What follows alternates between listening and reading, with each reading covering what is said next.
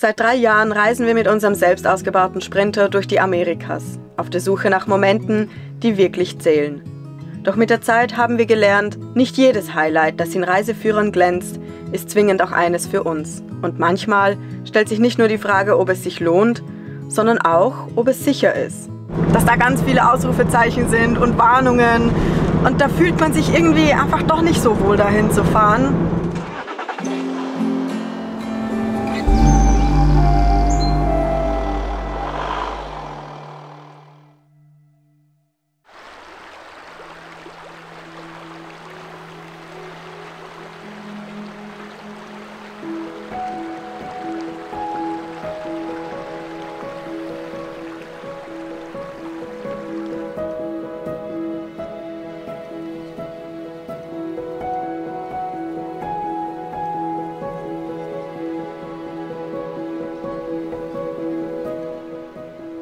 Hola, schön euch in diesem Video dabei zu haben und hola aus Argentinien. Wir sind wieder nach Argentinien eingereist, wie das halt so ist, wenn man in Patagonien unterwegs ist und immer wieder zwischen Chile und Argentinien wechselt.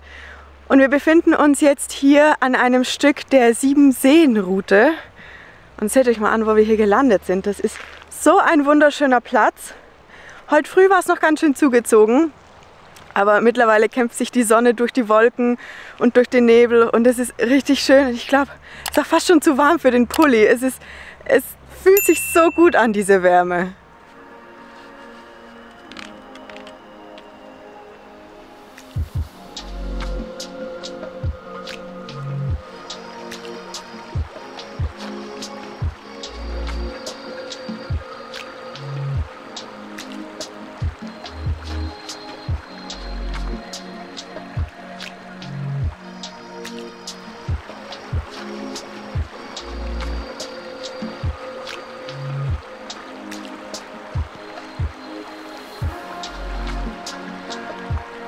Es kostet mich immer noch ein bisschen Überwindung, morgens die Matte rauszuholen, aber trotzdem bin ich, glaube ich, auf einem guten Weg, eine Routine wieder aufzubauen. Es tut einfach richtig gut und gerade auch nach dem gestrigen Tag, die Einreise war ja nicht so gemütlich und da kriegt man auch wenigstens den Kopf mal wieder gut frei.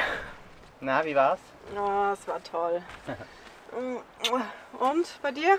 Hast du schon erzählt wegen gestern? Nee. Tja. Wir sind ja gestern über die Grenze nach Argentinien gefahren und ich glaube, das war das allererste Mal, dass unser Fahrzeug so richtig kontrolliert wurde. Bis jetzt war es eigentlich immer sehr entspannt, vor allem nach Argentinien reinzufahren. Niemand hat irgendwas kontrolliert bzw. gefragt und wir kennen ja die Einreisebestimmungen. Wir wissen, was wir mitnehmen dürfen, was wir nicht mitnehmen dürfen. Aber dadurch, dass bis jetzt nie irgendjemand kontrolliert oder gefragt hat, hatten wir noch ein paar frische Lebensmittel mit dabei. Ich musste da ein paar Dokumente unterzeichnen mit den Sachen, die sie uns weggenommen haben. Die haben sie auch alle vernichtet, was ja auch richtig schade ist, dass man halt frisches Obst halt dann einfach vernichtet. Wir wollten es zwar auch noch da vor Ort kochen, ging aber auch leider nicht und ja, das war uns auf jeden Fall eine Lehre für die Zukunft. Wir müssen besser planen, wenn wir über Grenzen fahren und ja, Sachen, die passieren. Bis jetzt hatten wir wahrscheinlich einfach Glück, aber für die Zukunft sind wir besser vorbereitet. Und ja, ich denke, das sollte nicht den Tag trüben. Also heute ist ein richtig schöner Tag und die Strecke soll hier auch richtig schön sein, die wir fahren. Bevor wir jedoch weiterfahren, wollen wir noch unbedingt unsere Quittungen eintragen. Das machen wir eigentlich jedes Mal, wenn wir ein Land verlassen. Damit haben wir so ein bisschen, oder nicht ein bisschen, sondern eine genaue Übersicht über unsere Ausgaben, was wir ausgegeben haben und was wir noch essen dürfen oder was wir nicht essen dürfen. Nächsten Monat gibt es Diät. Genau, nächsten Monat gibt es nichts zu essen. Nein, aber damit können wir halt sicherstellen, dass wir ja, unsere Finanzen ein bisschen im Griff haben und das machen wir jetzt. Was meinst du? Ja, dann haben wir es durch. Ja. Gut. Danke. Gerne. So. Was meinst du, machen wir zuerst die Einkäufe? Ja. Gut. Fangen wir damit an. Abgesehen von der Abrechnung möchten wir natürlich auch gerade bei den Finanzen alle sich uns bietenden Möglichkeiten ausschöpfen. Die Kostenrechnung ist eine Sache, aber es gibt natürlich viele weitere Aspekte rund um das Thema. Wenn auch ihr mehr aus eurem Geld herausholen wollt, könnte Trade Republic das Richtige für euch sein.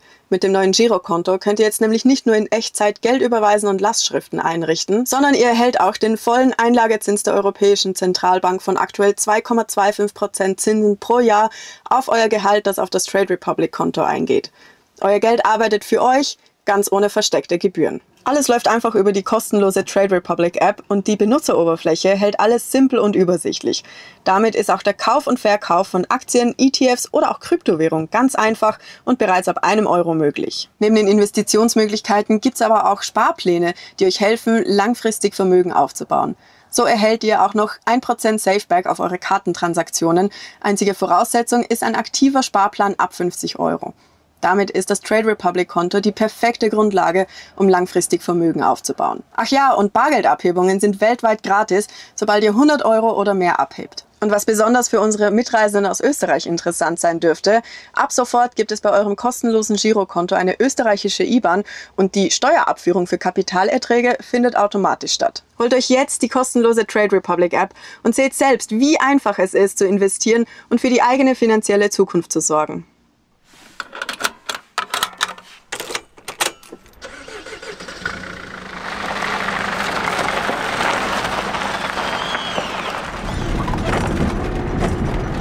Wir fahren weiter Richtung Norden, die Siebenseen-Route entlang.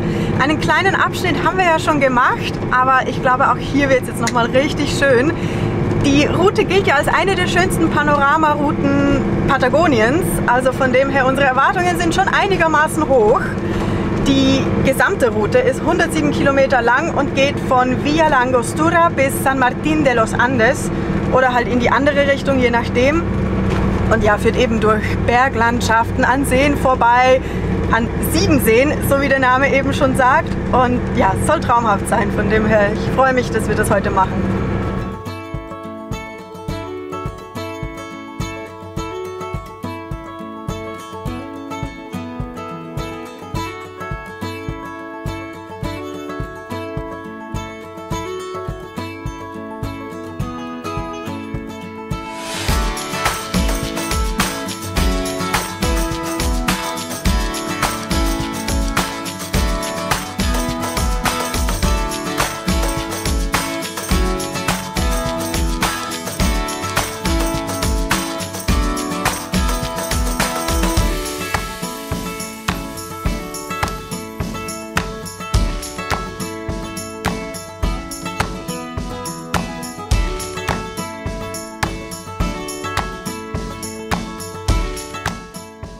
Mich erinnert das voll an die Berge im Yukon, also in Kanada.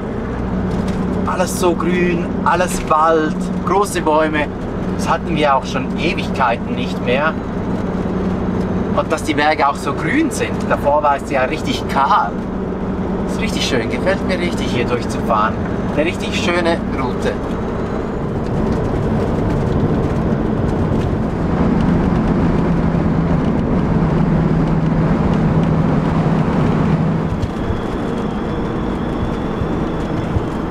Viele, die die Siebenseen-Route machen, verbinden sie auch gleich mit dem Besuch von Bariloche, beziehungsweise ich glaube, das heißt noch mal ein bisschen anders. Ich glaube, das heißt San Carlos oder San Carlo de Bariloche. Irgendwie sowas wird es sein. Ja, und das soll auch richtig schön sein. Von denen, die da waren, haben wir gehört, dass es wirklich ein Outdoor-Paradies ist, wunderschöne Berge auch wieder. Aber was man eben auch hört, sind ja, dass es da viele Diebstähle gibt und Einbrüche. Sogar auch auf Campingplätzen kommen teilweise Sachen weg. Man sieht auch auf iOverlander, also in der App, wo man immer wieder so Infos findet zu Stellplätzen und alle möglichen rundherum um so eine Overlander-Reise, dass da ganz viele Ausrufezeichen sind und Warnungen. Und da fühlt man sich irgendwie einfach doch nicht so wohl, dahin zu fahren. Bestimmt ist das eine Phase und die Situation klärt sich auch irgendwann wieder, aber für uns hat es sich jetzt einfach nicht so richtig angefühlt. Darum haben wir das jetzt ausgelassen. Aber ja, man kann ja sowieso nicht alles sehen. Machen wir Frühstück? Ja, sieht schön aus hier. Ja, perfekte Aussicht hier. Viel haben uns die Zöllner ja nicht gelassen. Toast Nutella und 2 Scheiben Käse. Aber ich würde sagen, die schöne Aussicht wird das wettmachen. Und ja, der Herd funktioniert immer noch nicht richtig. Wir haben den neuen Herd aber immer noch nicht installiert. Wir haben ihn dabei. Ich glaube, die nächsten Tage, Wochen kommen wir endlich mal dazu. Wir wollen das in Ruhe machen. Genau, ja. Ja, nicht so zwischen Tür und Angel. Ja, kommt irgendwann, bestimmt. Der ist fertig, der ist schon. Ist ja schon gut.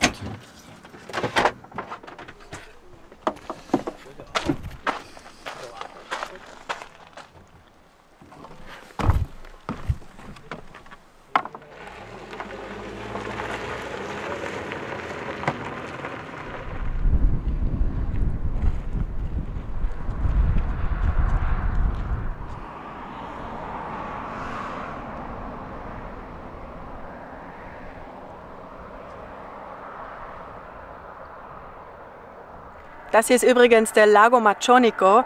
Das kommt aus der Mapuche-Sprache, also aus der indigenen Sprache und heißt so viel wie See mit Pancora. Und Pancora sind Süßwasserkrebse oder Krabben. Das weiß ich jetzt nicht, was der Unterschied ist. Aber tatsächlich gibt es hier in dieser Region und auch in diesem See Süßwasserkrabben. Ich nenne es jetzt Krabben. Ja, richtig cool. Also ja, das hatte ich hier nicht erwartet. Frühstück war lecker, jetzt geht's weiter. Ich muss ehrlich sagen, irgendwie, also es war richtig schön hier. Der See hat eine wunderschöne Farbe, dieses tiefe Türkisblau. Aber ich glaube, es ist eher so, ich bin glaube ich einfach nicht der Typ für diese Art Routen, wo man einfach fährt, anhält, sich was anguckt, wieder weiterfährt, nochmal anhält, sich was anguckt. Und irgendwie so diese, ich brauche mehr Interaktion mit einem Ort. Ich muss irgendwie wohin wandern, ich muss mir das irgendwie erarbeiten. Oder irgendwie... Also es ist ja schon schön. Also ist ja nicht so, dass die Straße nicht schön ist. Also mir gefällt es ja richtig, aber man kann halt nichts machen. Also es ist nur anschauen, weiterfahren. Und irgendwann mal sind die Seen auch wieder nur Seen. Ja, so schön sie auch sind. Ja.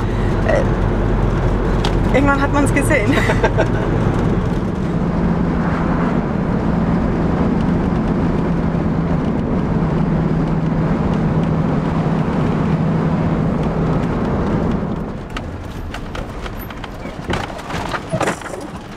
Wir sind am Ende der Ruta de los Siete Lagos angekommen, in San Martín de los Andes. Die Ortschaft selbst soll auch richtig schön sein, aber die sehen wir uns morgen in Ruhe an, denn es ist doch schon später Nachmittag und wir haben ja, wie ihr wisst, keine Lebensmittel, keine frischen Lebensmittel. Also gehen wir als erstes der wichtigen Priorität nach einkaufen und dann fahren wir, glaube ich, auch an den Stellplatz. Ja. Aber ja, jetzt suchen wir jetzt erstmal was Leckeres fürs Abendessen. Steak oder so. Oha. Mal gucken, was sie hier haben.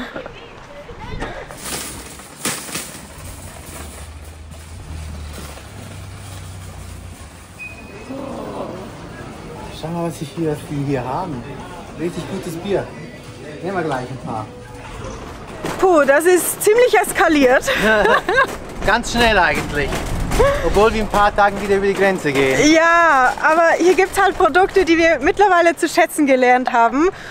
Und es sind auch Sachen, die wir über die Grenze mitnehmen. Genau, das sind haltbare Sachen, das sind keine frischen Produkte. Ja, und heute Abend gibt es wenigstens auch was Leckeres zu essen. So, räumen wir ein? Ja. Und dann... Gehen zum Schlafplatz. Genau.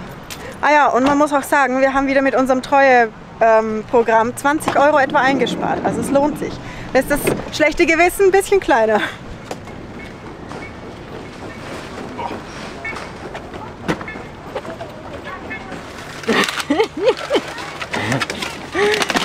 Empanadas! Empanadas! Cerveza! Der heutige Einkauf war sicher nicht ganz repräsentativ, weil wir ja doch viele Vorräte aufgestockt haben. Aber unsere Abrechnung hat schon gezeigt, dass wir mittlerweile in Chile viel günstiger kommen mit den Einkäufen als in Argentinien. Lange Zeit war es ja andersrum und darum waren auch die chilenischen Grenzen so strikt, weil viele Chilenen nach Argentinien gefahren sind, um einzukaufen, günstig einzukaufen und das dann mit nach Hause nach Chile mitzunehmen. Mittlerweile ist es andersrum. Und das ist einfach so verkehrt, wenn man bedenkt, wie die wirtschaftliche Situation der beiden Länder ist. Eigentlich müsste es ja wirklich in Argentinien viel günstiger sein. Das ist einfach auch nicht mehr der Fall. Also wir als Reisende merken das, aber wahrscheinlich die lokale Bevölkerung noch viel mehr.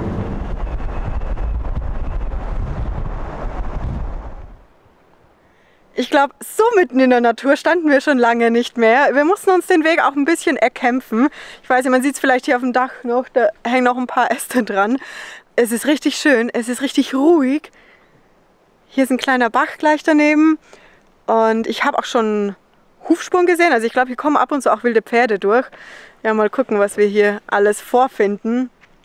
Aber ich glaube, heute machen wir uns jetzt einen gemütlichen Abend. Wir kochen was Gutes und dann gehen wir früh schlafen, denn morgen haben wir ja auch noch einen vollen Tag. Wir wollen uns ja San Martín de los Andes ansehen.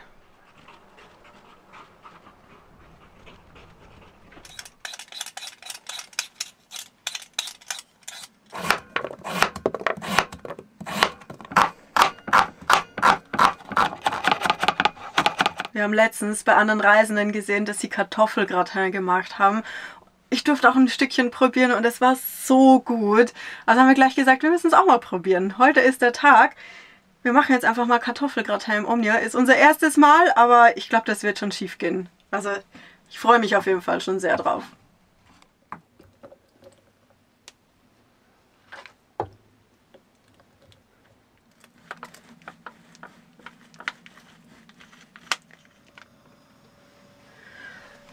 Ich glaube, ich habe die Form viel zu voll gemacht, aber der Appetit ist eben groß und jetzt schauen wir einfach mal, wie es wird. Ich bin guter Dinge. Das Gratin war jetzt etwa eine Stunde auf dem Herd und es sieht richtig lecker aus. Es hat oben sogar so ein bisschen braune Farbe bekommen auf dem Käse, also macht richtig Appetit. Das Problem ist nur, die oberen Kartoffeln wollen einfach nicht garen. Auch nach einer Stunde sind die immer noch so ein bisschen, ja ich weiß nicht, al dente. Und ich finde, Kartoffeln sollten nicht al dente sein, die sollen einfach weich sein. Ja, wir haben aber keine Geduld mehr, wir haben Hunger. Wir sind hungrig. Ja, wir wollen endlich essen. Darum haben wir jetzt noch ein bisschen Reis gemacht.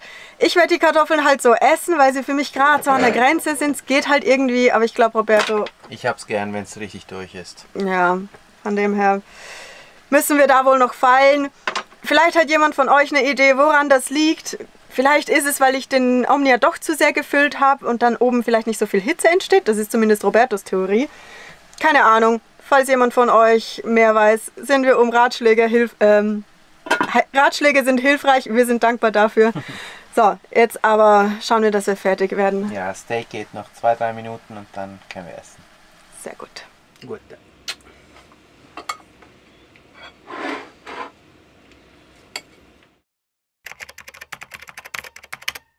Wir sind gestern schon hier durchgefahren und heute sehen wir es uns endlich an.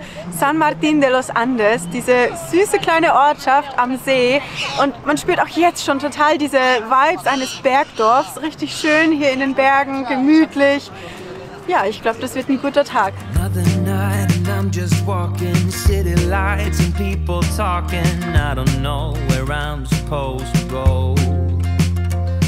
I wonder if you got that feeling, staring at your bedroom ceiling. And think about me the way I think about you. Could you tell me, should I let you go? Dieses Badehäuschen erinnert mich total an Kalifornien, nur dass es hier, glaube ich, einiges kälter ist, denn es ist viel massiver gebaut. Wenn man reinguckt, sieht man außer Badenudeln und Rettungsreifen auch einen Teekocher. Also ich glaube, die sind hier auf ein bisschen anderes Klima eingestellt.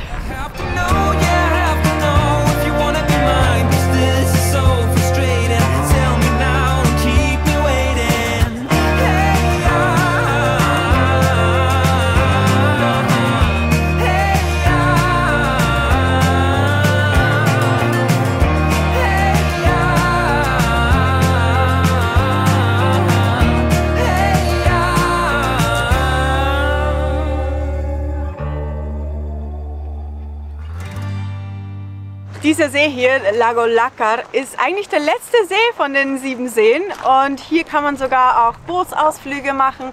Hier geht man bis ans andere Ende des Sees, das man von hier auch gar nicht sieht, weil der so groß ist und der geht dann so um die Kurve. Die Panoramen müssen richtig schön sein und ja, der Start ist von hier hinten vom Steg aus. Du weißt etwa, wie groß unsere Tannenzapfen zu Hause sind? Ja. Etwa die Größe. Vielleicht ein bisschen kleiner. Bisschen, ja. Schau, was ich gefunden habe. Das ist so groß wie mein Kopf. Das ist ja riesig. Und noch so schön. Krass. Krass. Dürfen wir den mitnehmen? Nee, den lassen wir hier.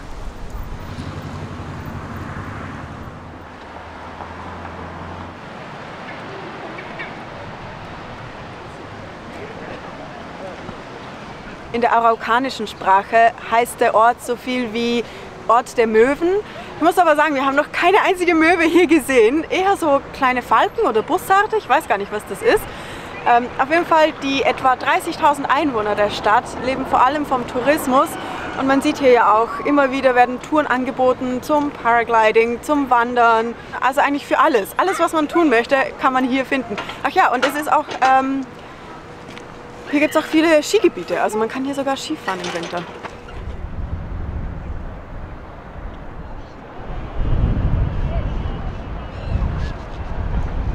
Ich finde das hier richtig schön, wieder die Leute zu sehen, wie sie genüsslich in Mate trinken, mit ihrer Thermoskanne unter einem Arm und dann schlürfen sie da an diesen Bechern, als gäbe es nichts Schöneres auf der Welt, nicht? Vielleicht ist es ja so, wir haben es nur noch nicht gecheckt. Wir haben es probiert, aber es ist gar nichts für uns. Ja. Aber trotzdem so, das wieder hier, ja, in Argentinien sieht man das, in Chile haben wir das nicht mehr gesehen, Viel oder? weniger, ja, es ist halt wirklich so argentinische Mate-Kultur. Ja. Mate, tomando mate, pasando. Un viaje de 12 horas. Tomando mate todo el 10 horas estamos tomando mate. Mate, mate, Y mate. entonces. Ciao chicos, muchas gracias.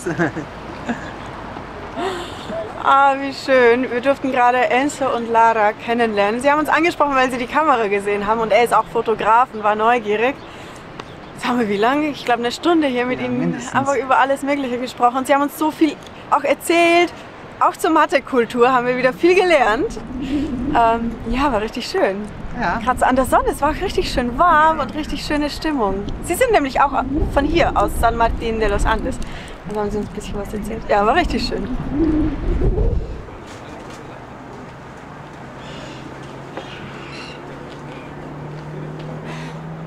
Jetzt sind wir endlich in der richtigen Ecke. Jessie wieder hungrig. Ja klar, seit wir über diese Pommes gesprochen haben. Und hier riecht es ja richtig gut. Hier werden Burger, Pommes, alles Mögliche gemacht. Wir gucken jetzt mal rum, was es hier so gibt. Und ich glaube, ich werde fündig. Tomamos unas papas, ¿no? Sí. Que hablamos de ellos. Ok. Entonces unas papas fritas, por favor.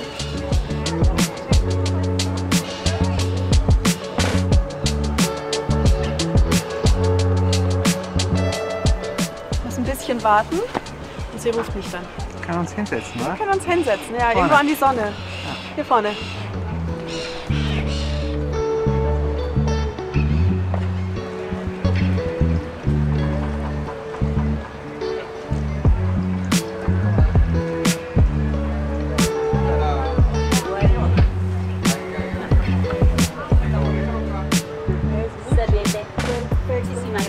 Muchísimas gracias, chicos. Gracias. Y es que ahora viene mi jefa, le voy a preguntar. A ver. Muchas gracias. Wow. Boah, das ist eine Riesenportion. Ja, und wir essen in Argentinien Pommes. Klar, es gibt auch super leckere lokale Spezialitäten und die genießen wir auch regelmäßig. Aber ich hatte, glaube ich, seit einem Jahr gefühlt keine Pommes. Ich hatte Lust auf Pommes, also gönne ich mir die. Aber ich hoffe, du hilfst mir. Es ist viel zu viel. Ja. Ja? Ja.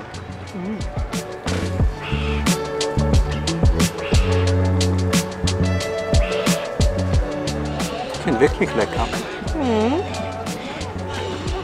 Und schon fertig. Das ging schnell.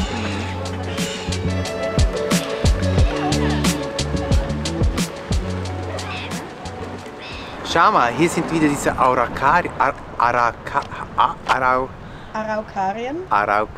sag ich da. Die sehen so cool aus. Eigentlich sehen sie aus wie Plastikbäume, aber es sind Tannenbäume, oder? Gehören zu den Tannenbäumen, glaube ich. Richtig geil. Ich kenne den Namen auch nur, weil ich schon 1000-mal darüber gelesen habe.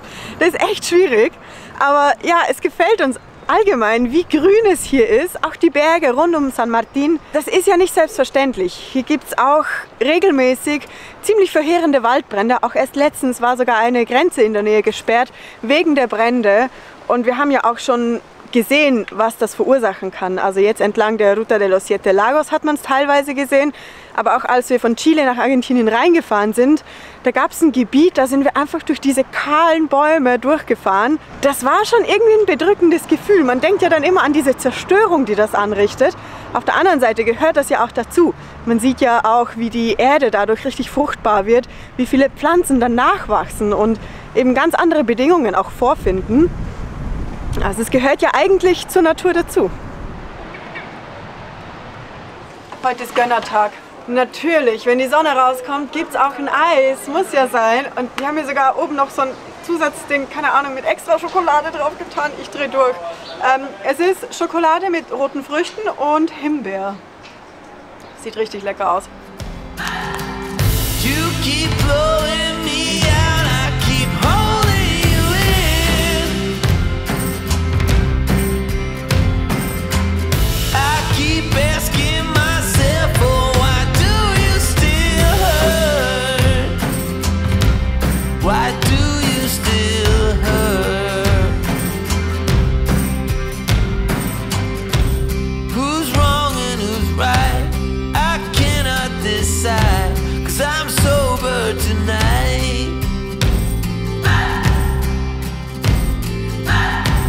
I cannot escape, I'm here till it breaks. Oh, how my heart aches. Wir sind ein Stück aus der Stadt rausgefahren an unseren Schlafplatz und ich glaube, das wird eine ruhige Nacht. Ich bin sehr zuversichtlich.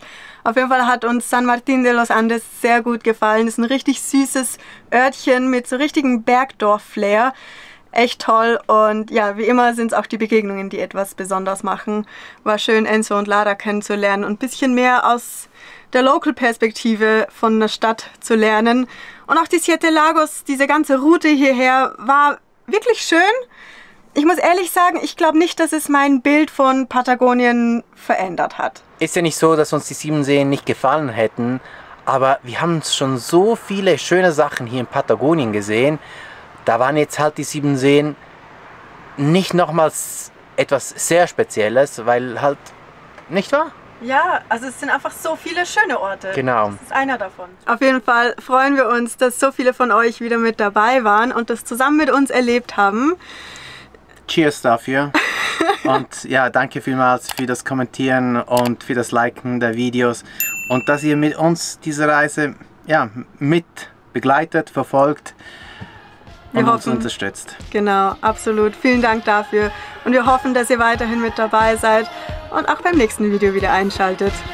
Hasta luego! Hasta luego! Diese Araukarien-Bäume, heißen die so, oder? Araukarien. Nein, das Leben ist ernst. Okay. Die Araukarien heißen die, oder? Araukarien. Araukarien. Schon viel, oder? Ich weiß nicht mehr, wie. Hallo!